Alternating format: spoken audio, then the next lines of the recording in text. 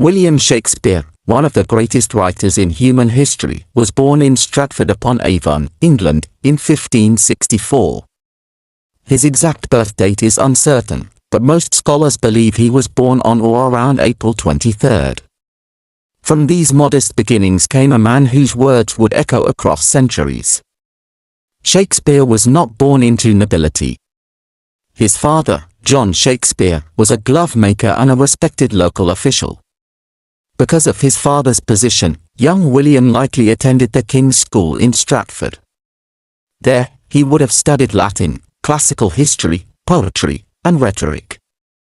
These early lessons in language and storytelling quietly shaped the mind of a future genius. Unlike many great writers of his era, Shakespeare did not attend university. This fact later fueled debates about whether someone else wrote his plays.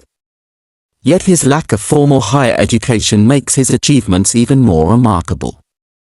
He was largely self-made, driven by curiosity, talent, and ambition. At the age of 18, he married Anne Hathaway, a woman 8 years older than him. Together they had 3 children, Susanna, and twins Hamlet and Judith. Family records show that tragedy touched his life early. His only son, Hamlet, died at the age of 11. Many scholars believe that this heartbreaking loss may have influenced the emotional depth of his later tragedies, particularly Hamlet. In the late 1580s, Shakespeare left Stratford and moved to London. The details of these early years remain unclear, often referred to as his lost years. But by the early 1590s, his name had begun to appear in the London theatre scene. He was working as both an actor and a playwright. His talent quickly gained attention. By 1597, Shakespeare had already written at least 15 plays. Among them were Romeo and Juliet, The Comedy of Errors, and The Merry Wives of Windsor. These works displayed his remarkable ability to capture love, humor, and the complexities of human relationships. He understood his audience and catered to their tastes.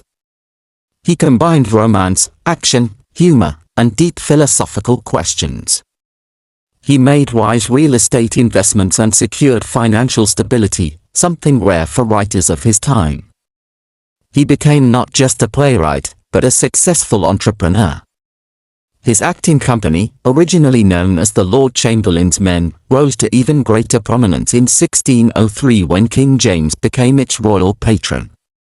The company was renamed the King's Men. This royal support brought prestige and protection, allowing Shakespeare to continue producing plays for both public theatres and the royal court. Scholars often divide Shakespeare's works into 4 categories: histories, comedies, tragedies, and tragicomedies. His histories, such as Henry V and Richard III, explored the lives of English kings and the nature of power. His comedies, including A Midsummer Night's Dream, As You Like It, Twelfth Night, and Much Ado About Nothing, delighted audiences with mistaken identities, romance, and witty dialogue. Then came the tragedies. Hamlet, Othello, Macbeth, and King Lear stand among the greatest dramatic works ever written. In these plays, Shakespeare examined ambition, jealousy, betrayal, madness, and the fragile nature of human existence. He showed how pride could destroy kings, how jealousy could poison love, and how unchecked ambition could lead to ruin. Consider the beginning of King Lear. An aging king decides to divide his kingdom among his 3 daughters. But first, he demands that each daughter publicly declare how much she loves him. The kingdom will go to the one who flatters him most. With this simple yet powerful setup, Shakespeare draws the audience into a story of pride, deception, and devastating consequences. During the early 1590s, when plague forced London theatres to close, Shakespeare turned to poetry. He wrote 154 sonnets, along with longer narrative poems. His sonnets explored themes of love, beauty, time, jealousy, and mortality. These poems revealed a more intimate and reflective side of his genius. Shakespeare stretched the English language beyond its limits. When existing words were not enough, he created new ones. He is credited with introducing nearly 3,000 words and phrases into English. Expressions like break the ice, wild goose chase, and heart of gold first appeared in his works. Many people quote Shakespeare without even realizing it. He became one of the first professional writers who earned a living from his craft. He proved that storytelling could be both an art and a business. In his later years, Shakespeare gradually returned to Stratford. Around 1613, after a successful career in London, he retired. He died in 1616, likely on April 23, the same date many believe he was born. He was 52 years old.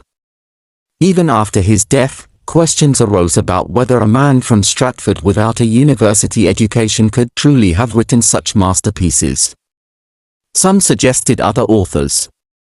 Yet the overwhelming majority of scholars agree that William Shakespeare wrote the plays and sonnets attributed to him. More than 400 years later, his influence remains unmatched. His writing is second only to the Bible in the number of quotations used in everyday speech. His stories are performed in every corner of the world. His characters continue to live on stage, in classrooms, and on screens.